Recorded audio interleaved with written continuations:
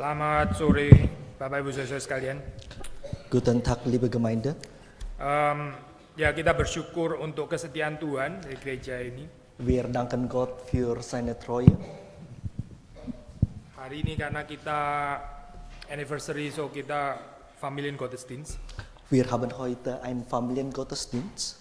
Ya jadi kita akan address anak-anak terlebih dahulu. Setelah itu mereka ya kurang lebih 10-12 menit mereka akan pergi ke ruangan lain. Wir machen kurze Predigt, etwa 10 Minuten für die Kinder und die Kinder können nach der Predigt nochmal nach unten gehen. Ya, ini menurut kalender gereja ya, saya kalender gereja hari ini temanya seperti sudah tadi dengar juga di dalam pembacaan Alkitab Votum ya, tentang penghakiman ya, tentang judgment of God.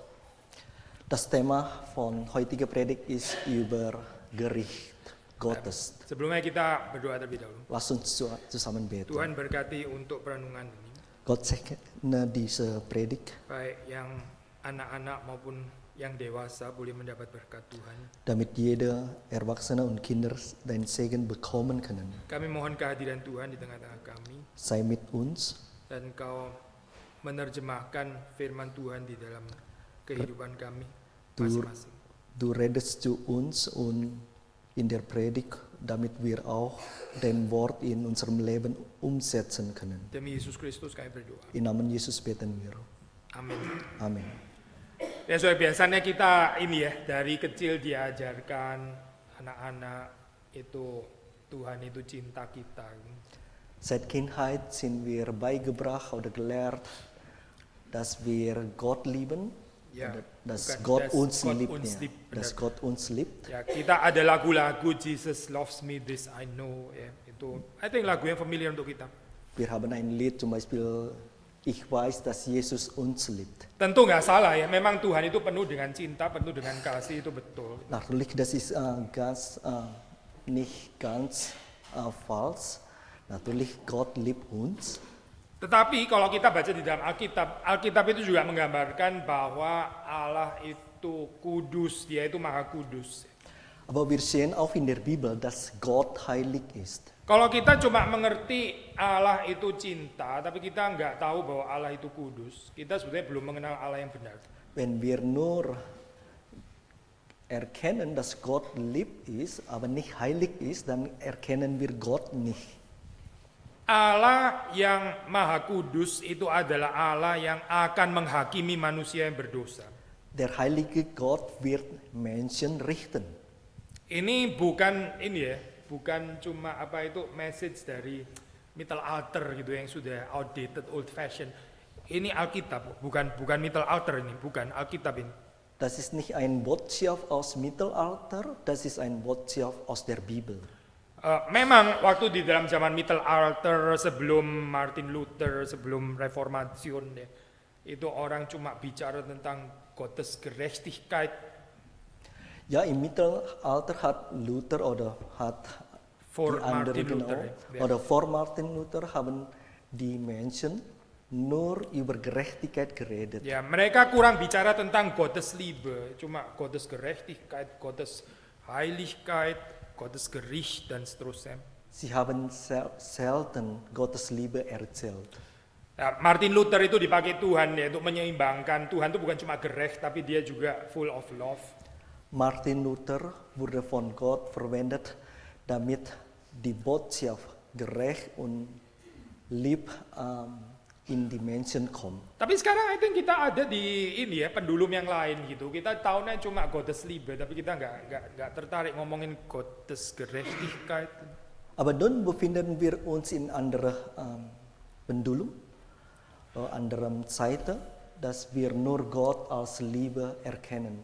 Di Alkitab ya ada cerita tentang Last Judgment, ini Jüngste Gericht di Matius kapitel 25 starting. In der Bibel wird doch Gericht auch erzählt. Ya, saya bacain ini ya. Saya bacain bahasa Jerman ya. Wenn aber des Menschen Sohn kommen wird in seiner Herrlichkeit und alle heiligen Engel mit ihm, dann wird er sitzen auf dem Stuhl seiner Herrlichkeit und werden vor ihm alle Völker versammelt werden und er wird sie voneinander scheiden Gleich als ein Hirte die Schafe von den Böcken scheidet und wird die Schafe zu seiner Rechten stellen und die Böcke zu seiner Linken. Ya, saya boleh minta ini nggak ya? Itu boleh ditayangin nggak ini? Apa Last Judgment dari Werner Münster? Mungkin bisa lihat ya di sini ya. Nah, ini portal Eingange Münster di Bern ya. Das war ein Eingang von einer Kirche Münster in Bern. Nah, itu kalau kita lihat itu kanan sama kiri ya, yang dari sini ya. Itu di kiri itu ya. Itu meaning kalau dari sana berarti kanan gitu kan ya. Itu bingung nggak sih? Itu yang orang benar ya. Itu yang kanan yaitu kiri. Itu yang orang-orang yang verdammt gitu. Itu orang-orang yang condemned ya. Selalu ada gambaran kayak gini. Von unserer Perspektive oder unserer Seite sind links die Gerechten und rechts sind die Verfluchte oder Verdammten. Ini bukan cuma di Bern Münster, tapi di katedral-katedral Gotik, Mittelalter itu banyak sekali gambaran kayak begini. Actually, quite typisch sebetulnya ya. Diese Darstellung ist sehr viel in den Zeiten von Gotik zu sehen, in Kirchen. Mereka itu mau mengatakan bahwa Tuhan itu kudus dan Tuhan akan datang menghakimi. Ini penting ya berita ini. Das Bild stellt uns dar, dass Gott heilig ist. Kita keliru kalau kita pikir Tuhan itu penuh cinta, penuh kasih, terus dia nggak akan ada neraka lah, dia nggak akan marah, dia akan senyum terus. Itu bukan di Alkitab cerita itu. Wir haben falsch verstanden, falls wir Gott so erkennen, dass nur lieb ist. God is Liebe itu tentu betul ya, tapi once again God is auch heilig. Ya, Tuhan itu cinta, tapi Tuhan itu juga Maha Kudus. Makanya dia menghakimi di sini, dia minta pertanggungjawaban. Verlangt auf Rechenschaft von uns. Nah, ini kalau kita baca terus ceritanya, ya apa sih yang membedakan ya orang yang di kiri, yang di kanan itu apa ya? Mereka berbeda karena apa gitu? Was ist Unterschied zwischen die Menschen in linke Seite in Vergleich zu rechten Seite? Ya, apa bedanya orang yang blessed, yang gesegnet dan orang yang ya verdammt gitu ya? Apa bedanya? Gitu? Was ist der Unterschied zwischen Gesegnete und Verdammte? Verworfene, ya itu orang-orang verworfen dan sebagainya. Ya, saya baca lagi ya. Ini saya baca dari Matthew 25 dari ayat 34. Da will dann der König sagen zu denen zu seiner Rechten: Kommt her, ihr Gesegneten meines Vaters, erbt das Reich, das euch bereitet ist von Anbeginn der Welt. Nah, lalu ini perhatikan ya. Denn ich bin hungrig gewesen und ihr habt mich gespeist. Ich bin durstig gewesen und ihr habt mich getränkt. Ich bin Gast gewesen und ihr habt mich beherbergt. Ich bin nackt gewesen und ihr habt mich bekleidet. Ich bin krank gewesen und ihr habt mich besucht. Ich bin gefangen gewesen und ihr seid zu mir gekommen. Jadi waktu aku lapar, ya Tuhan bilang, waktu saya lapar, ya kalian kasih makan. Waktu saya haus, kalian kasih minum. Waktu saya ini tamu, ya waktu saya ini orang asing, kalian kasih tumpangan, kalian menyambut, dan seterusnya dan seterusnya. So, apa yang membedakan? So, was ist der Unterschied? Yang membedakan adalah die Gesegneten ini ya, the blessed ya, itu punya barmherzige Taten. Sekali lagi ya, orang-orang yang diberkati itu tahu apa artinya berbelas kasihan. Die Gesegneten wissen, was eine Barmherzigkeit ist. Tapi kalau sudah baca di dalam bagian terusnya, berikutnya ya. Wenn wir weiterlesen, ya orang-orang yang verworfen itu ya, akhirnya di condemned, itu adalah orang-orang yang nggak mau tahu dengan kesulitannya orang lain. Die Verworfene hat keinen Rücksicht oder achtet nicht auf andere Menschen. Mereka hidup hanya bagi kepentingan mereka sendiri. Sie leben nur für sich selbst. Mereka nggak peduli ada orang lapar lah, haus, kekurangan, bodoh amat gitu ya. Nggak, itu bukan urusan saya. Sie denken nicht an andere Leute, die hungrig sind. Yang penting hidup saya comfortable, saya nyaman, ya saya sehat, saya cukup uang, urusan orang lain itu urusan pemerintah, itu bukan urusan saya.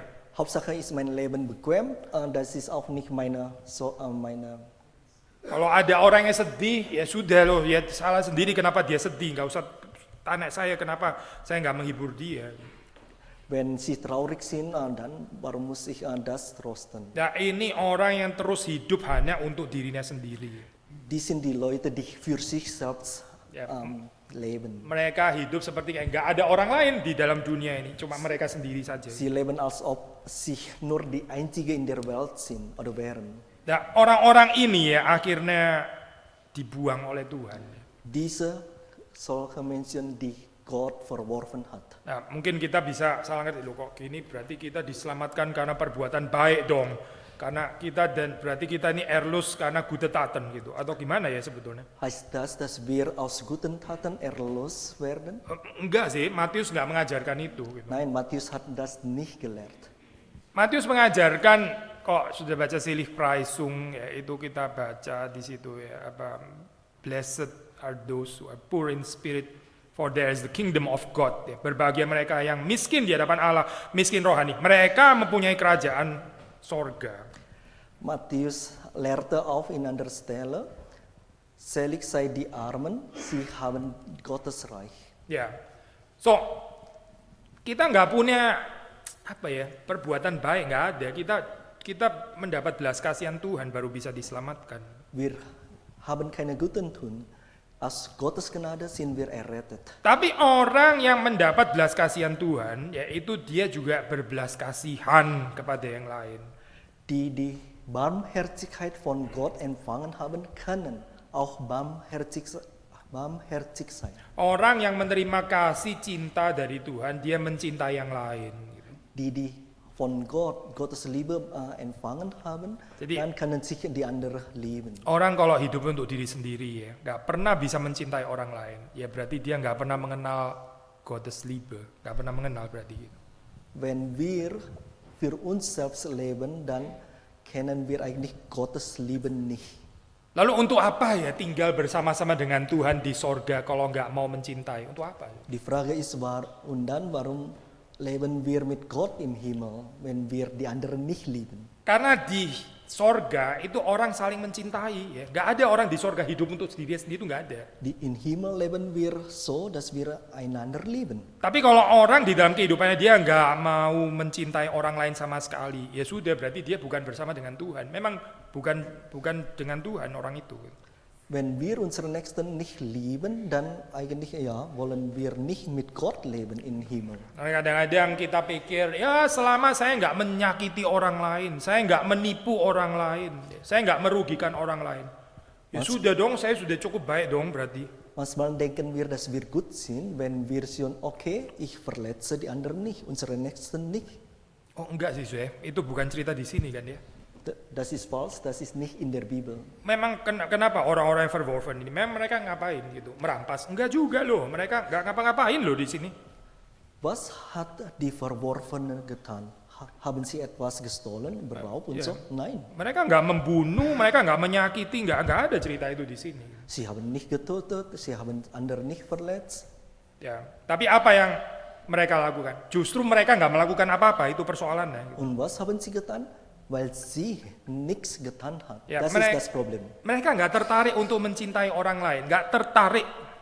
Sie haben keine Interesse daran, die Nächsten zu lieben. Ya, mungkin mereka hidupnya juga nggak mengganggu orang lain juga, tapi juga nggak tertarik untuk mencintai, melayani orang lain, nggak tertarik. Ihr Leben ist, vielleicht haben sie ein Leben, die anderen nicht zu stören, aber sie haben auch keine Interesse daran, andere zu lieben.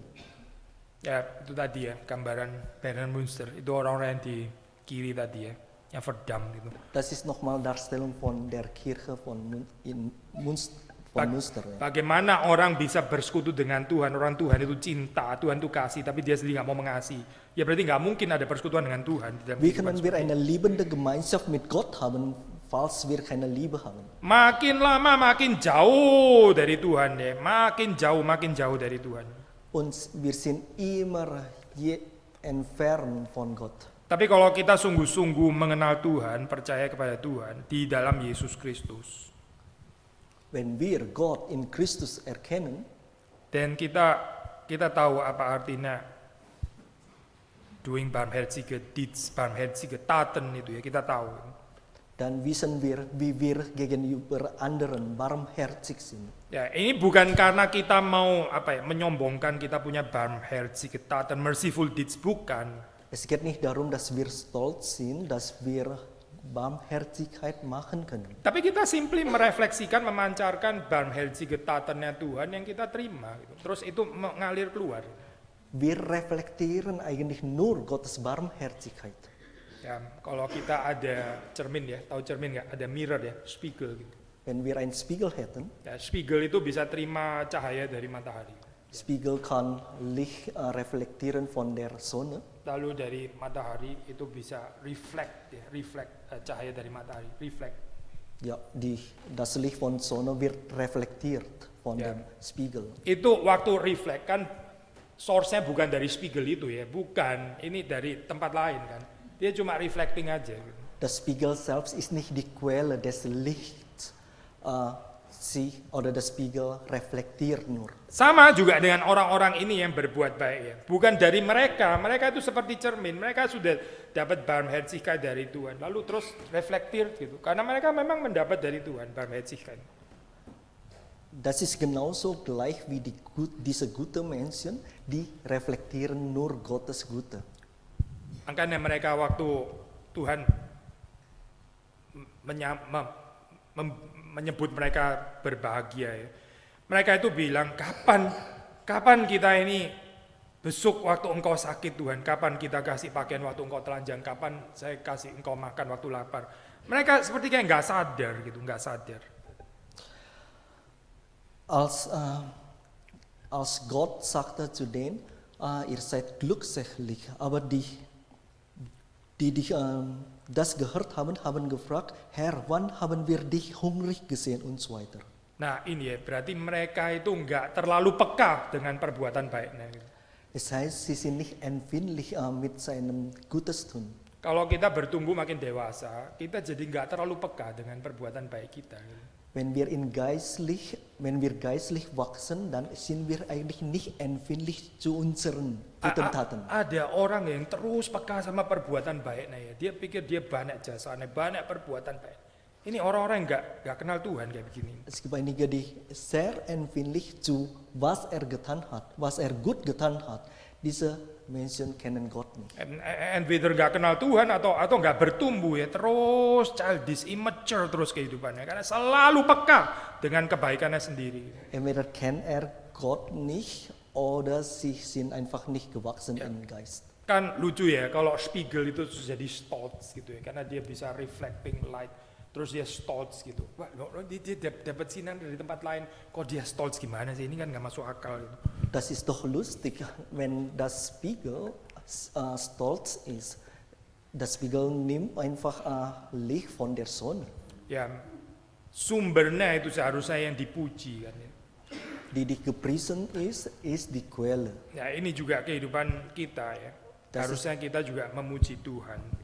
Das ist auch unser Leben. Wir sollen Gott preisen. Bukan peka dengan jasa, kebaikan, perbuatan kita, bukan. Nicht, dass wir immer unsere guten Taten merken, das ist nicht so. Seperti kehidupan Kristus. Wie das Leben von Christus. Kristus itu banyak berbuat kebaikan. Dia menyelamatkan kita. Christus hat viele gute Tun getan. Hat uns errettet. Tapi dia memberi segala kemuliaan kepada Bapaknya. Aber gibt alle zurück die Herrlichkeit an Gott der Vater. Hidupnya itu bukan tentang dia sendiri, tetapi tentang bagaimana membawa kepada true knowledge of God. Lebte nicht für sich selbst, bringt alle zu Erkenntnis zu Gott. Hopefully saya kehidupan kita juga bisa seperti Kristus ya. Hoffentlich, dass wir auch das Leben wie Christus haben. Hidup bukan tentang kita. Wir leben nicht für uns selbst. Bukan tentang kita punya Bequemlichkeit, Comfort, Convenience, bukan. Nicht für unsere bequem und so weiter. Tetapi bagaimana mempermuliakan Tuhan di dalam Kristus. Aber wie wir Gott in Christus verherrlichen. Bagaimana menyalurkan, membagi gute Taten yang kita terima terlebih dahulu dari Tuhan. Wie wir Gottes Gute vermitteln können oder weiterleiten können. Ya Tuhan memberkati kita semua. Moga Gott uns segnen. Minta Pak Stephen untuk menutup di dalam doa dan memberkati anak-anak. Ya, Jerman aja. Lass uns beten.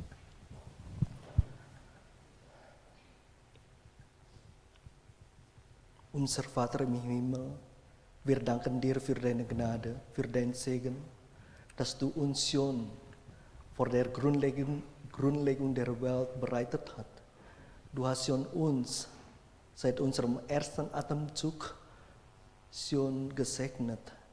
Hier sind wir, die Kinder. Wir lassen unsere Kinder in deine Hände. Segne jede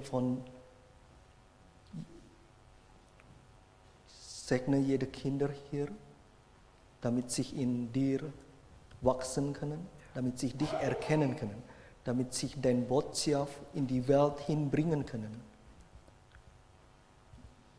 Nur aus deiner Gnade, aus deiner Kraft können unsere Kinder dich erkennen.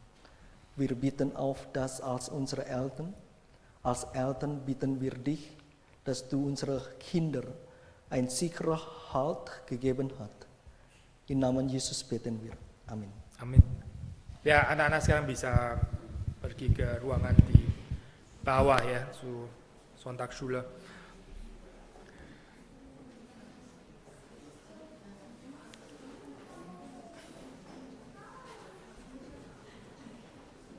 Kita melanjutkan ini ya, renungan untuk ya yang dewasa.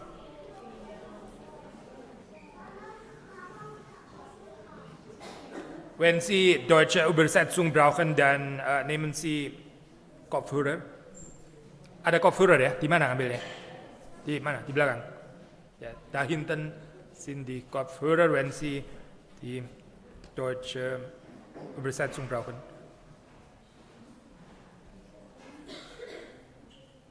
Good.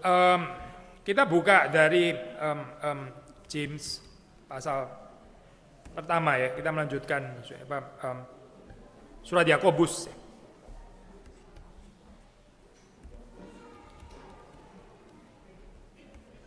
Nah, kita membaca dari ayat yang ke-12, ayat 12.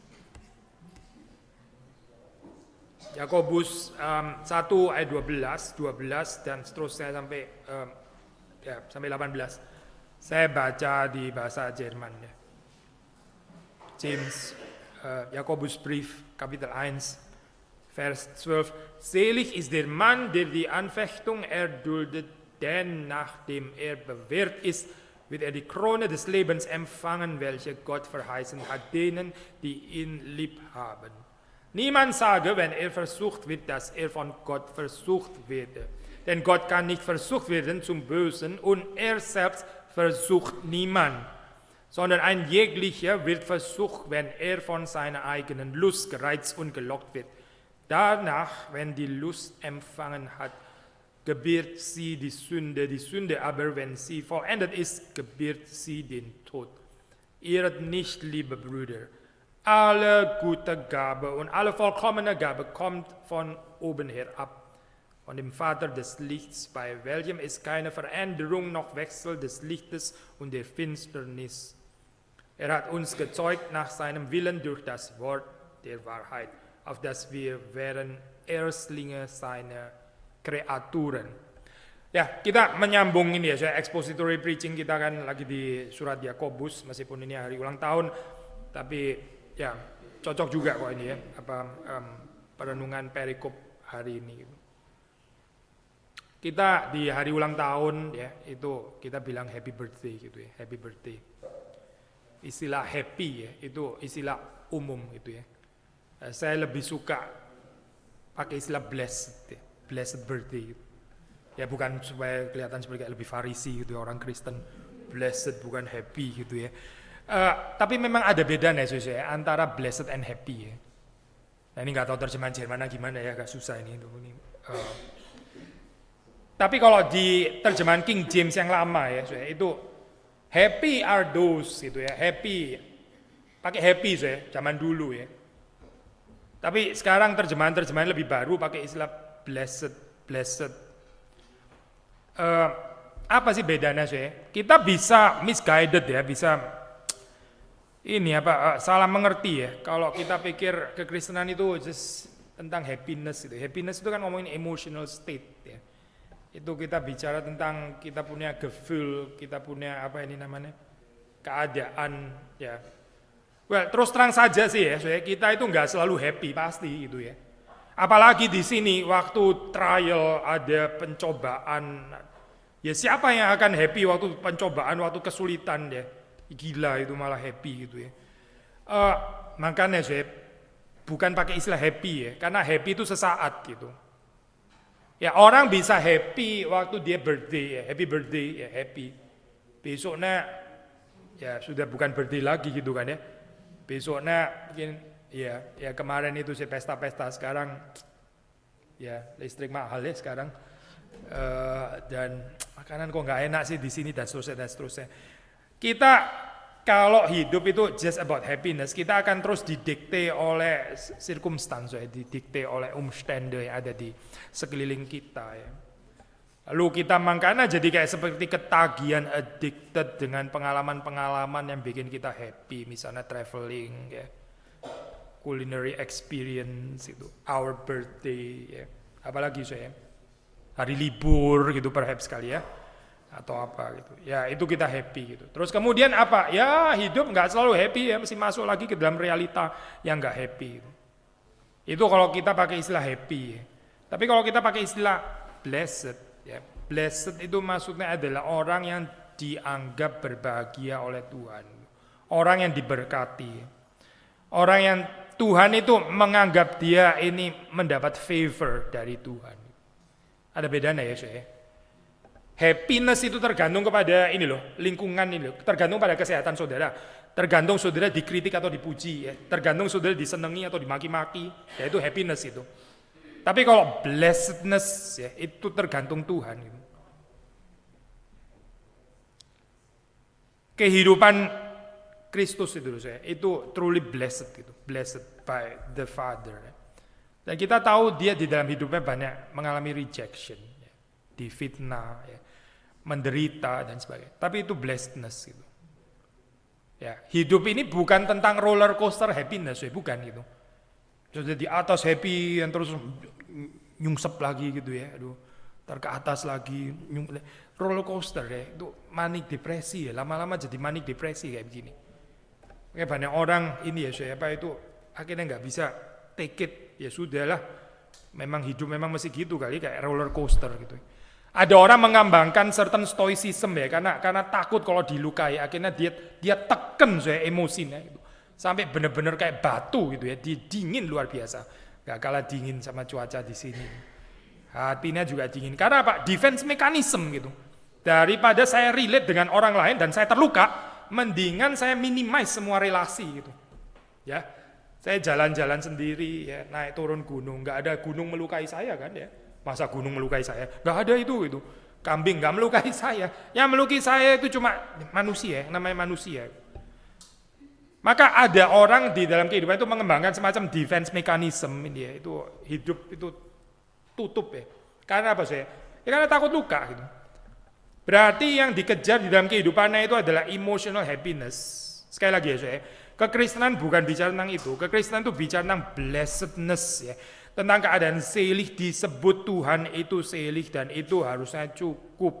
Nah kalau sudah membaca di sini ya, di dalam ayat yang ke-12, selig ist der Mann, der die Anfechtung erduldet, lagi menderita temptation loh, trials Anfechtung di sini ya.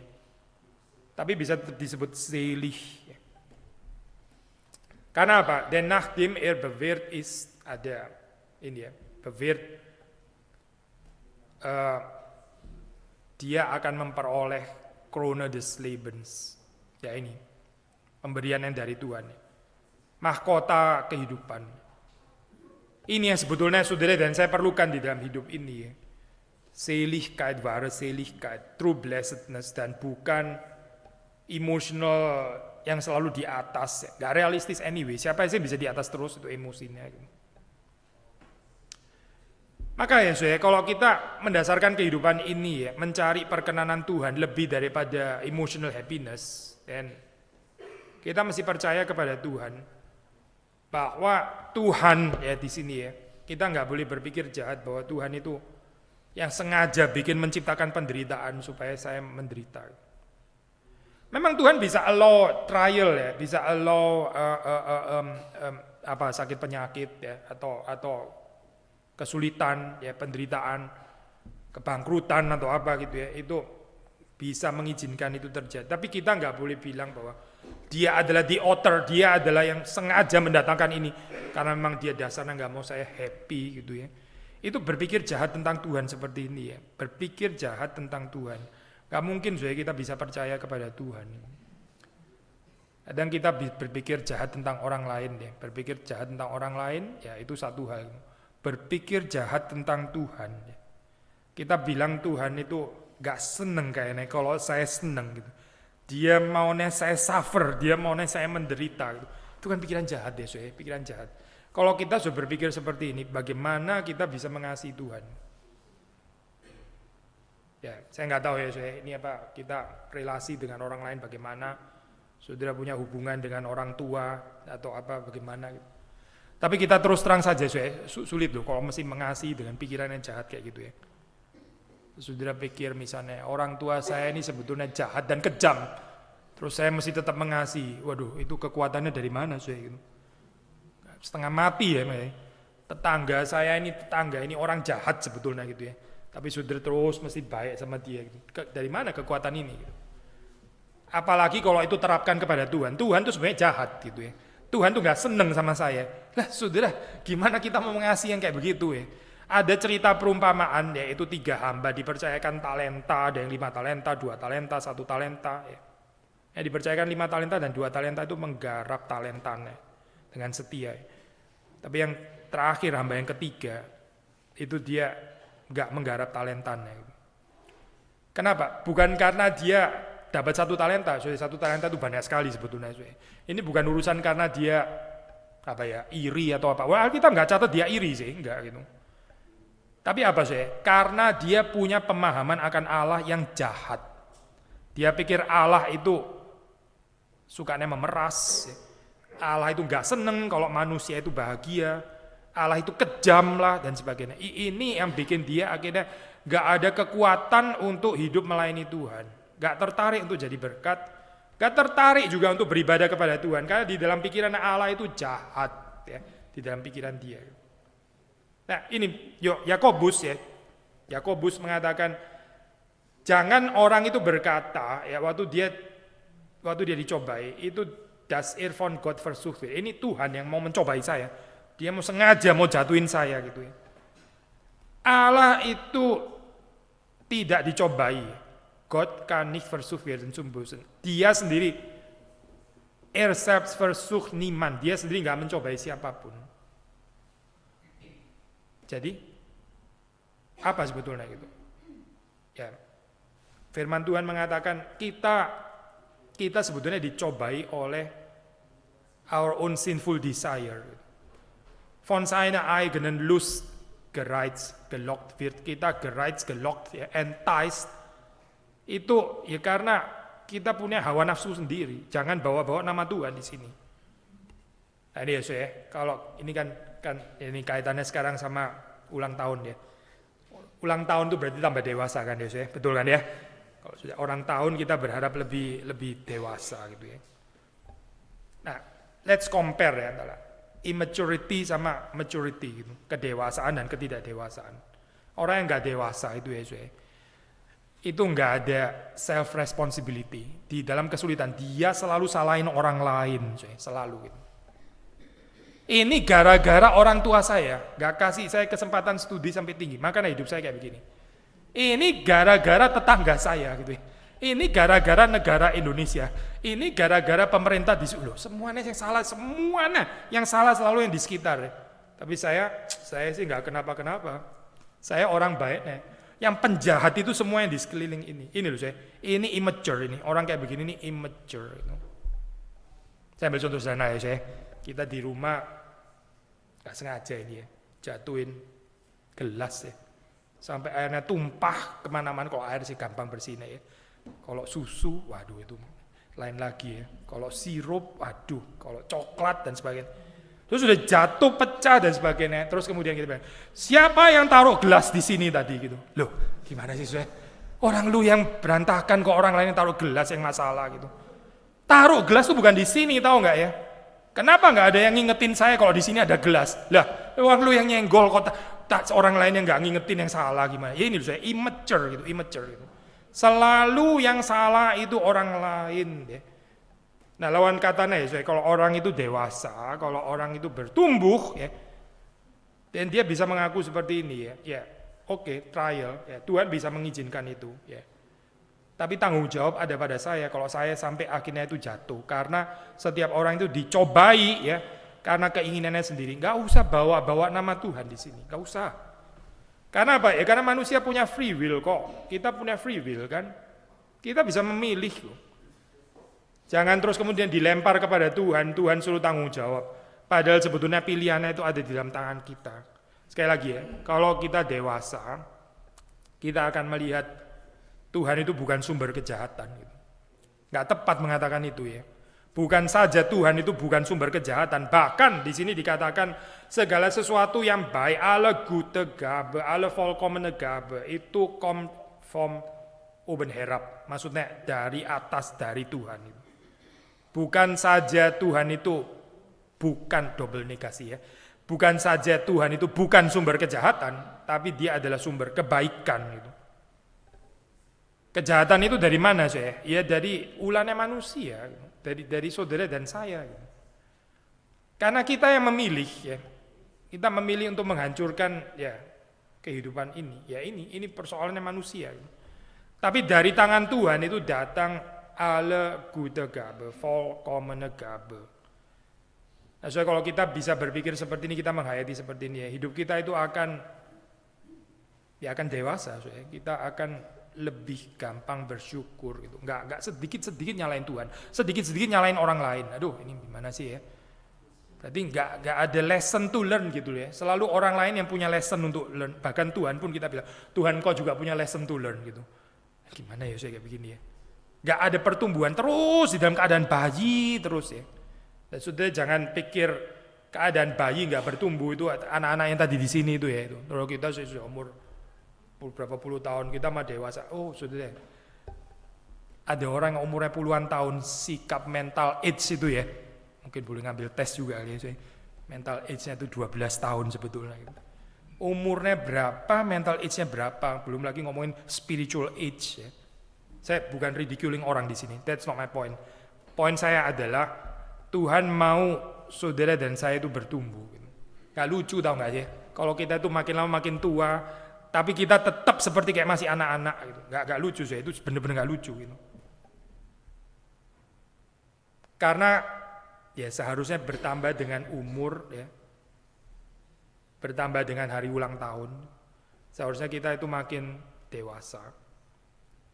Orang yang dewasa itu mengerti bahwa every good gift, every perfect gift itu dari Tuhan. Dia adalah the Father of light. Yang gak ada variasi, gak ada Veränderung. Noch wechselt des Lichts und der Finsternis. Terjemahan Luther sangat baik ya. Ini sangat menjelaskan. Keine Veränderung, noch wechselt des Lichts und der Finsternis. Maksudnya apa sih? Tuhan itu enggak seperti kayak benda-benda penerang di langit itu loh. Ya, benda penerang di langit ya apa sih? The star, moon, the sun. Ada malam, ada siang kan, betul kan ya? Ya itu loh, itu namanya variasi gitu. Matahari itu enggak selalu ada menerangi kita gitu. Dia bisa masuk. Ya bukan matahari yang masuk ya, actually. Tapi kita enggak ngajar sains lah di sini ya. Saudara ngerti maksudnya gitu. Dia terbenam gitu. Waktu dia terbenam ya sudah, jadi kayak sekarang ini malam gak ada ini. Ya besok terang lagi ya. Terus ntar malam lagi, terang lagi, malam lagi. Unstable gitu. Tapi Yakobus mengatakan Tuhan itu unchanging, dia itu bukan itu. Gak ada Veränderung, gak ada variasi. Dia terang dan dia selalu terang. Dia bukan terang terus kadang gelap, ada Wechsel des Lichtes und der Finsternis, bukan, itu bukan Tuhan.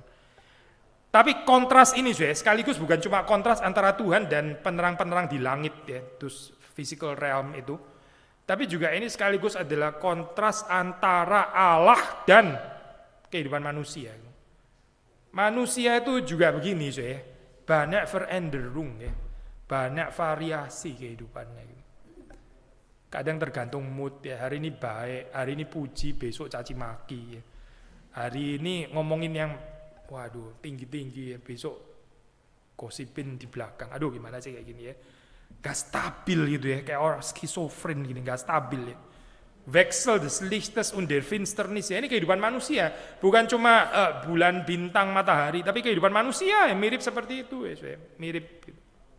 Tetapi Tuhan itu integritas, dia bukan double muka, dia bukan kadang terang, kadang gelap, dia selalu terang. Nah makanya di dalam kehidupan ini ya, kalau kita terus-menerus memandang kepada Tuhan yang terangnya nggak berubah itu, dan kita boleh memancarkan terang juga lebih stabil gitu. Tapi kalau kita perbuatan baik kita tadi ya, kita ngomongin barmherzigetaten kan ya, our merciful deeds itu tergantung dari my emotional state, my emotional happiness lah ya sudah. Aduh ya sudah gitu. Oke, hari ini saya ulang tahun, saya traktir kamu makan, ya karena ini ulang tahun saya, so kamu oke, saya traktir. Gitu. Tapi besok 1 minggu lagi bukan ulang tahun saya ya, itu lu jangan harapin traktir mentraktir, nggak ada itu, saya buka rumah nggak ada, lu jangan datang lagi ke rumah ini hospitable khusus hari ini karena saya ulang tahun, lu oke masuk gitu ya, kaki kotor oke lah hari ulang tahun saya sabar gitu, tapi lain kali kita ngomong lagi gitu. Ya itu saya kehidupan manusia, Wechsel des Lichtes und der Finsternis, ya. Tergantung emotional state, happiness, gak stabil ya, gak stabil gitu. Memandang muka, double muka, dan seterusnya. Tapi Tuhan itu bukan itu. Tuhan itu stabil, Tuhan itu steadfastness itu istilah khas ya saya untuk apa ya bahasa ya mungkin simply Troye kali ya. Tapi Troye faithfulness agak sedikit lain sama steadfastness ya sebetulnya. Steadfast itu bahasa sangat khas di dalam Alkitab ya. Itu kesetiaan karena Tuhan itu mengikat dirinya dengan umat pilihannya gitu. Ada special relationship ya. Itu bahasa teologi pakai istilah covenant ya. Bund ya bahasa Jerman. Ada Bündnis gitu. Antara Tuhan dan manusia yang dikasihinya. Nah, ini dia setia gitu. Mungkin sedikit mencicipi ya saya. Kalau saudara punya keluarga ya. Bagaimanapun keluarga itu mungkin menjengkelkan atau ya tetap keluarga kan ya. Suami istri itu harusnya hubungannya itu covenant gitu. Karena diikat di dalam Tuhan. Jadi ya mau dilukai melukai ya tetap istri tetap suami kan ya. Belajar untuk bertahan. Ya itu namanya steadfastness, steadfast love. Ya. Berbahagia ya kalau kita boleh mengenal Tuhan yang menjanjikan ini ya. Dan ini tadi dikatakan ya, termasuk melalui trial yang kita alami. Karena tanpa trial kita nggak akan teruji, kita punya steadfastness itu nggak teruji gitu. Ya kita berharap kalau bisa boleh nggak sih without trial. Ya memang siapa yang suka suffering ya, siapa yang suka penderitaan, nggak ada yang suka sih. Kita normal, nggak ada yang masokis mencintai penderitaan kan memang enggak gitu. Tapi masalahnya itu tanpa trial ya kita susah untuk terbentuk kita punya steadfastness itu ya. Maksudnya gini sederhana saja. Kalau orang itu selalu baik sama saudara, terus kemudian orang baik sama saudara, saudara mencintai dia, saudara menolong dia, saudara membantu dia. Saya bukan bilang itu enggak sincere atau munafik, mungkin sincere juga gitu. Tapi belum teruji, benar nggak sih? Tapi kalau orang itu sudah ngegosipin saudara gitu ya. Ngomongin saudara di belakang, ya, jelek-jelekin saudara, tapi saudara masih tersenyum. Nah itu namanya steadfastness itu. Tapi biasanya kan, ya sudah cukup sampai di sini saja gitu kan ya. Saya baru tahu siapa kamu sebenarnya itu. Tuhan kalau memperlakukan kita kayak begitu ya habis lah. Soalnya kita semuanya habis gitu. Saya baru tahu kamu itu sebetulnya gimana gitu ya. Jarang berdoa kalau apa gitu ya. Lu cuma berdoa kalau lu sakit. Saya baru tahu kalau kamu sehat, kamu jarang berdoa. Nah, kalau Tuhan kayak gitu ya, so kita sampai di sini saja. Waduh, ya itu kita yang tadi gambaran di kanan itu tadi ya, itu yang Di sebelah kanan di Berner Münster itu orang-orang Verdam itu tadi gitu. Tapi Tuhan itu ada steadfastness, dia itu ada Beharrlichkeit, ya. Dia ada perseverance. That's the good news. Dia mengejar saudara dan saya. Kalau kita mengenal Tuhan yang seperti ini dan kehidupan kita tuh harusnya diubahkan. Ya. Menjadi dewasa itu apa saya? Menjadi dewasa ya berarti hidup itu makin stabil. Gitu. Gak diombang-ambingkan oleh emotional state. Gitu. Kalau kita nggak bertumbuh, kita terus roller coaster emotional state ya. Terus kayak begitu ya. Hidup ini tergantung disukai orang lain, nggak disukai orang lain ya. Waduh, terus gitu roller coaster ya.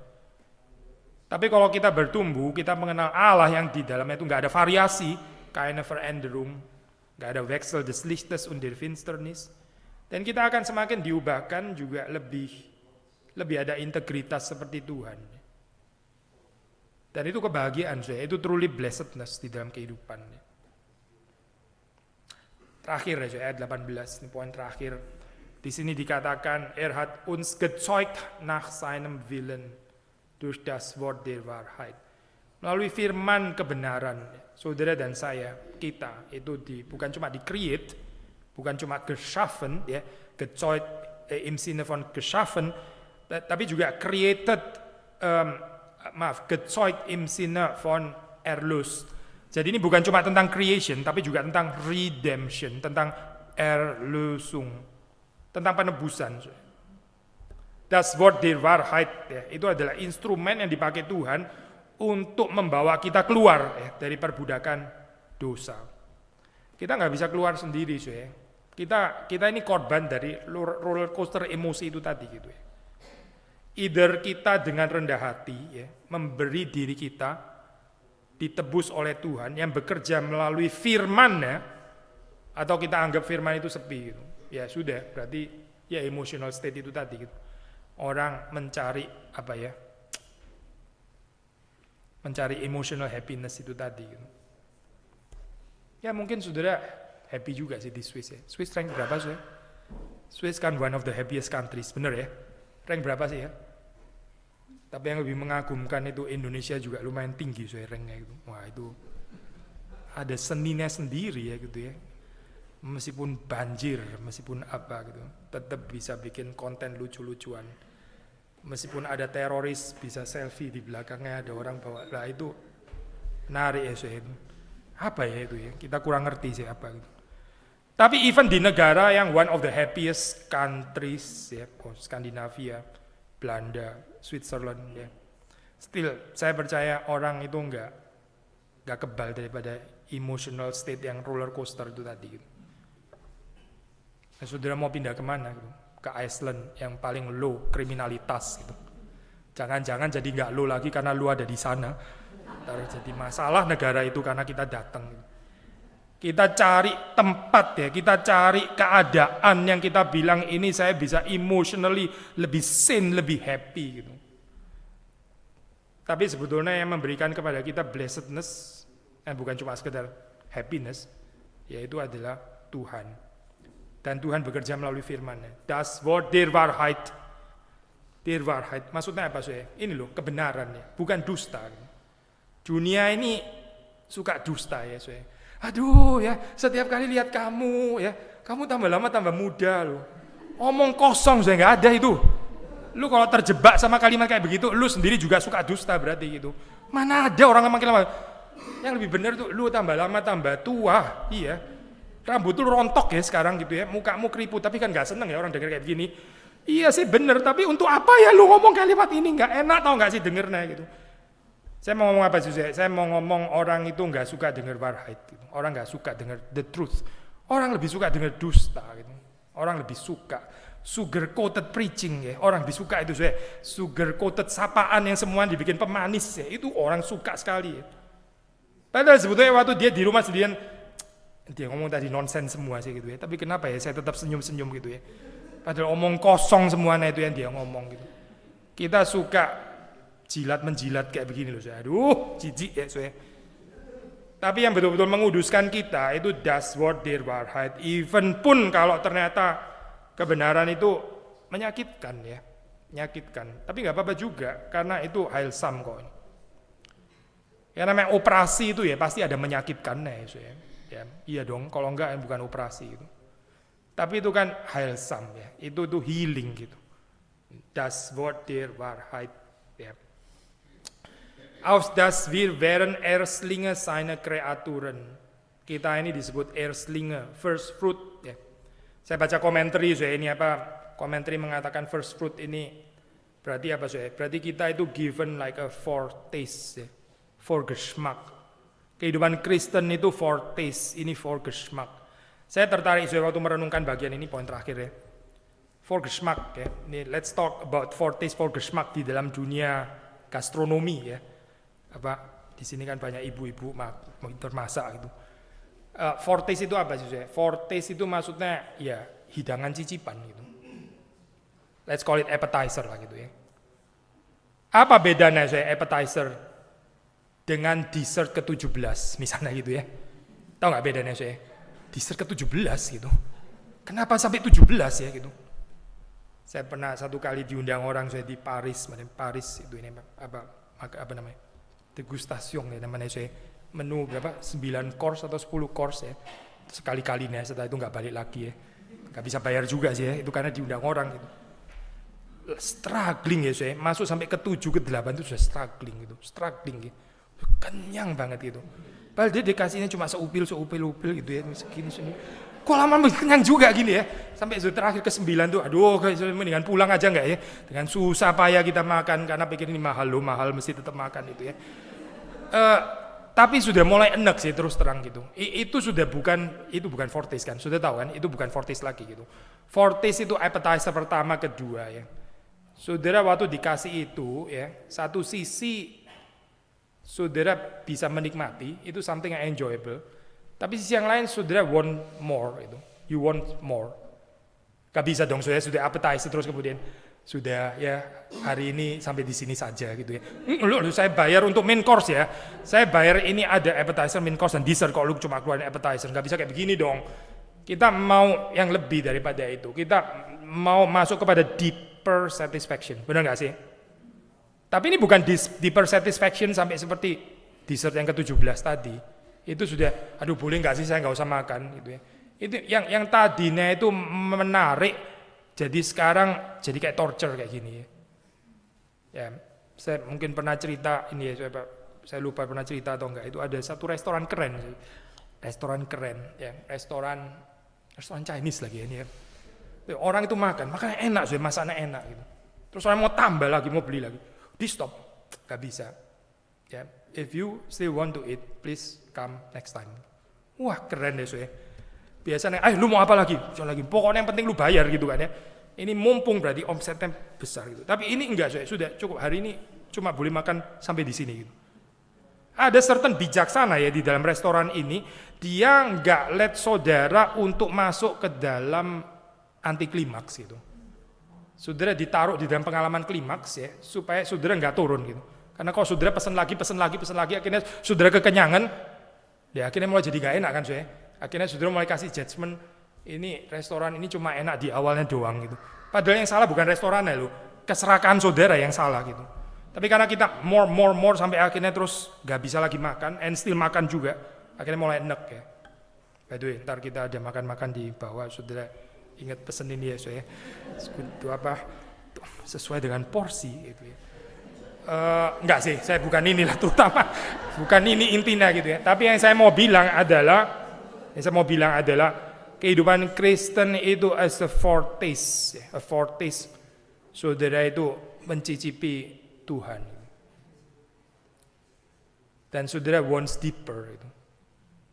Ini loh saya, ini perjamuan kudus ya hari ini ya.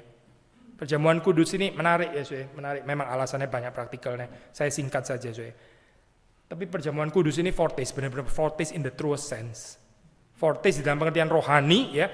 Karena ini cicipan daripada the great banquet nanti bersama dengan Kristus di sorga. Ini kan baru cicipannya ya. Kita mencicipi di sini. Tapi juga terus terang saja ya. Cuilan rotinya dan anggurnya itu sedikit sekali gitu. Saudara nggak akan kenyang kan dengan makan itu gitu. Even physically gitu. I think perhaps kita juga bisa kaitin juga dalam pengertian rohani. Memang should remain as a foretaste, Vorgeschmack. supaya saudara menginginkan lebih dalam gitu. Ini loh, first fruit namanya ya. Tuhan memberikan kepada kita itu Vorgeschmack. Ada dua ekstrim ya, waktu kita berurusan dengan foretaste, dua ekstrim respons yang sama-sama keliru. Satu, saudara nggak bersyukur. Apa sih ini? Cuma secuil gini tok. Gimana sih Tuhan? Kenapa sih kasih kebaikan kok cuma secuil kayak begini? Kurang tahu nggak sih ya? Terus akhirnya kita jadi ungrateful gitu ya. Kita jadi undang bar gitu.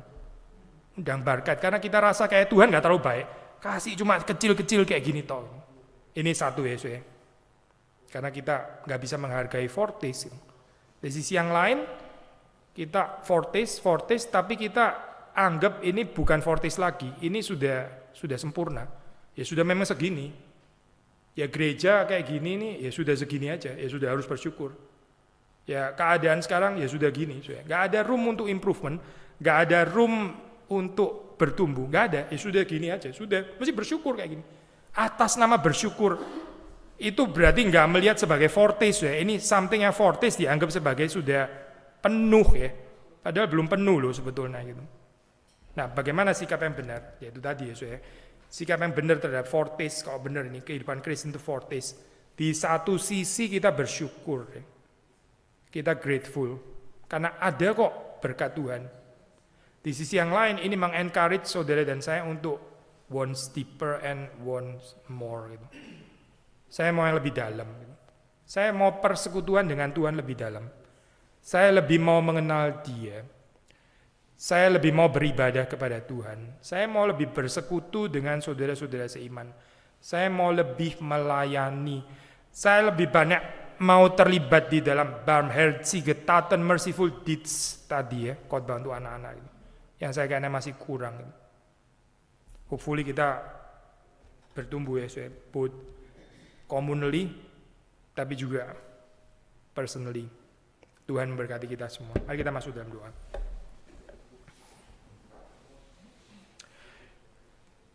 Tuhan, kami bersyukur untuk firman Tuhan. Kami bersyukur karena di dalam Engkau tidak ada variasi, tidak ada perubahan.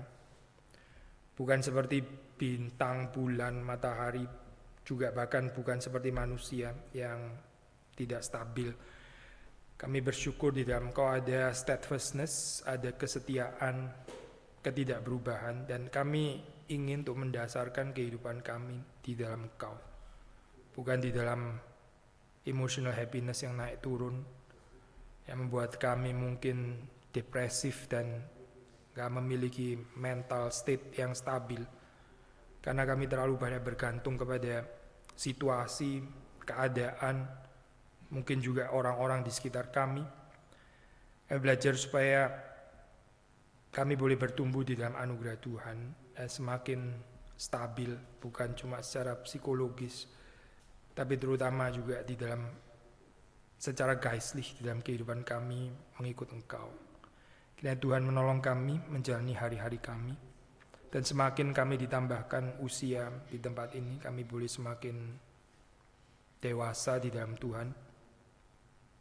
Kami semakin bisa mengalahkan temptation.